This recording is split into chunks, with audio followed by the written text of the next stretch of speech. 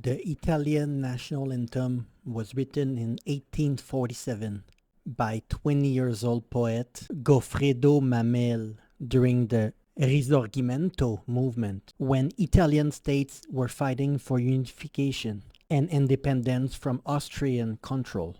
It became the unofficial anthem of the unification movement before becoming the official national anthem in 1946. So right after the Second World War. So the person, Goffredo, who wrote this was extremely young. The anthem is essentially a love letter to the nation being born, passionate and deeply emotional. This obviously doesn't come from me. I'm reading something. Okay. So it's my first time officially reacting to the national anthem. I've heard of it before, because in 2006, when you guys won the World Cup, my friend from Italy, I was watching the World Cup with him in the street of Montreal in the Little Italia. So we heard the national anthem after the game, before the game, etc. But I just don't know about the lyrics. And I think a lot of Italians living in Montreal also don't know really the meaning behind the song. So let's go. Il canto degli italiani, the song of the Italian.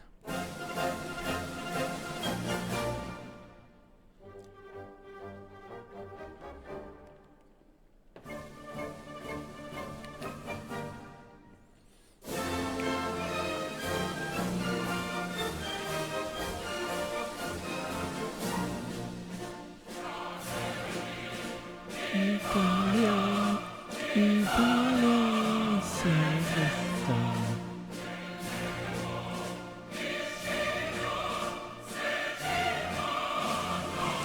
The Carthage.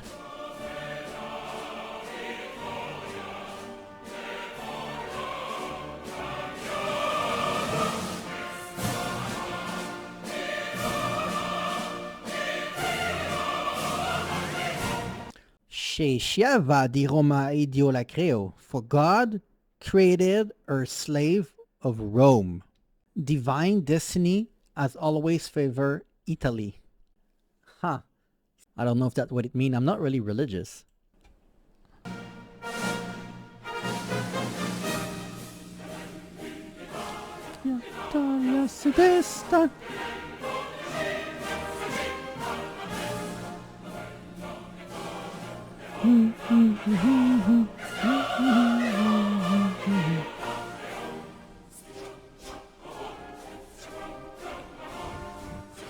Wow.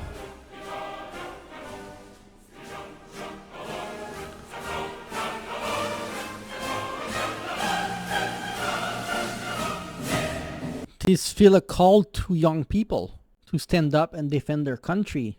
There's other national anthem, like the one from Finland, for example, or France, that have similar call to arms. Like in the French one, in La Marseillaise, for example, the French unofficial national anthem, it's referred to Marie Antoinette and the bourgeois. They were doing some kind of uprising too, and I feel like a lot of countries have these kind of call to arms or thing like this.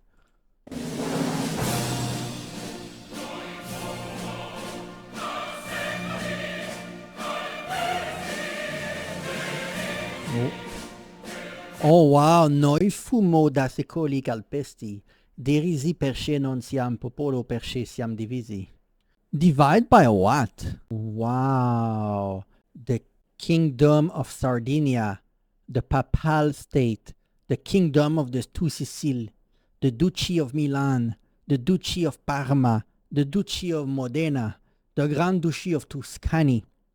Each had different rulers, different laws, different currency. Italian didn't even all speak the same language. Most spoke regional dialect and could not understand each other.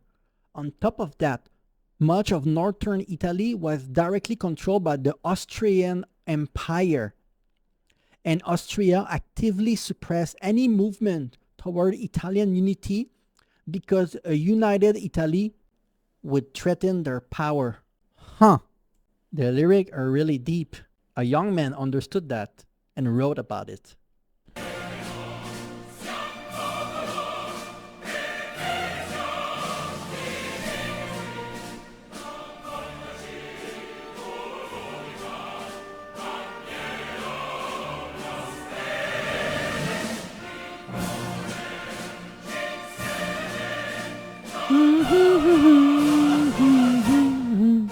it Julius Caesar who said, divide and conquer? You want to conquer people, you need to divide them and make them fight each other. This is what's going on in America right now. The division toward people that are fighting the same thing, and you give them the impression that they are fighting each other, even though they are on the same side. And that's Julius Caesar, or maybe Philip of Macedon who said that. I'm not sure, but I feel like the tactic that were used by Julius Caesar are being used against Italy later throughout history by others.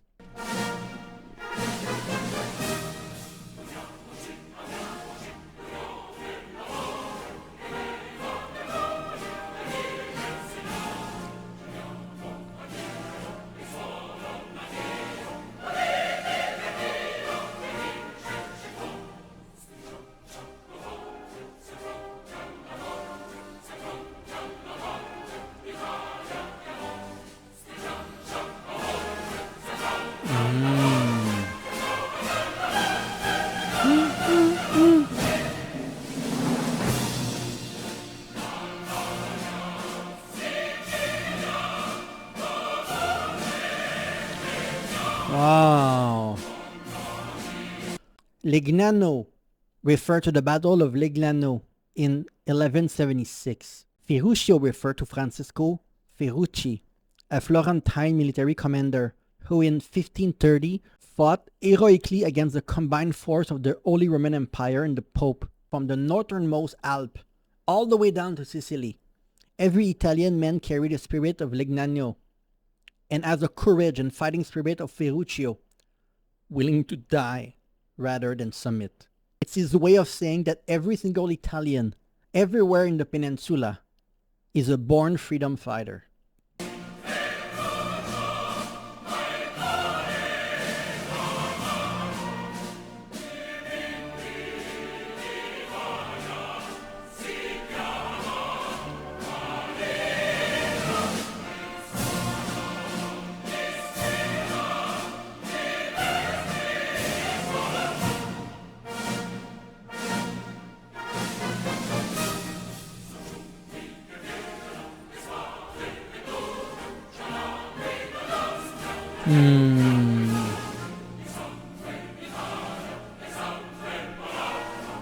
The blood of Italy and the Polish blood it drank, along with the Cossack, but it's burned its art. Around the same period, Austria also participated in the brutal suppression of Polish independence movement.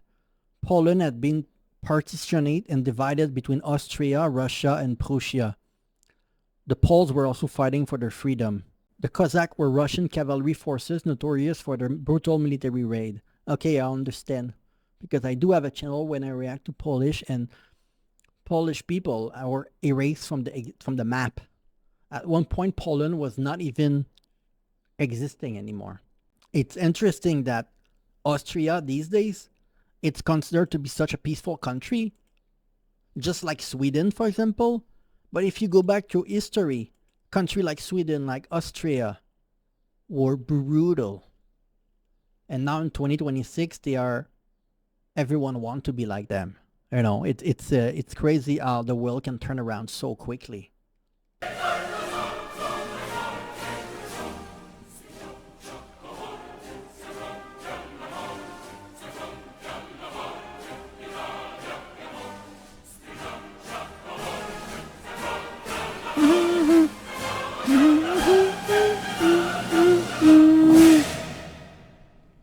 The revolution of 1848 initially seemed promising.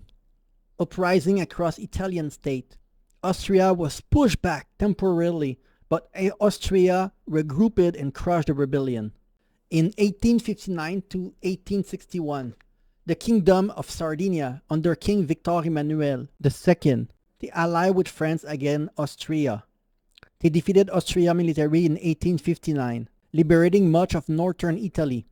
Meanwhile, Giuseppe Garibaldi led his famous Expedition of the Thousand, a volunteer army that swept through southern Italy and Sicily, defeating the Kingdom of the Two Sicilies almost single-handedly. In 1861, the Kingdom of Italy is declared. Italy was officially unified as one nation for the first time in modern history. Victor Emmanuel II became the first king of Italy. 1866 and 1870, Venice and Rome were added, completing unification. So Mamel anthem became the battle cry of the very revolution it predicted. He wrote about an awakening that actually happened just after his death. Tragically poetic. So right after he died, what he wished for, he was able to see it from heaven. Beautiful national anthem. I hope that I didn't talk too much. I just felt like I had to read the lyrics when I started to listen to the song because I could not understand what was going on in the lyrics. You need to be Italian to truly understand, but I'm trying my best. So if there's more video like this that I could react to that could help me understand what's going on throughout Italian history, please let me know in the comment below. Yes.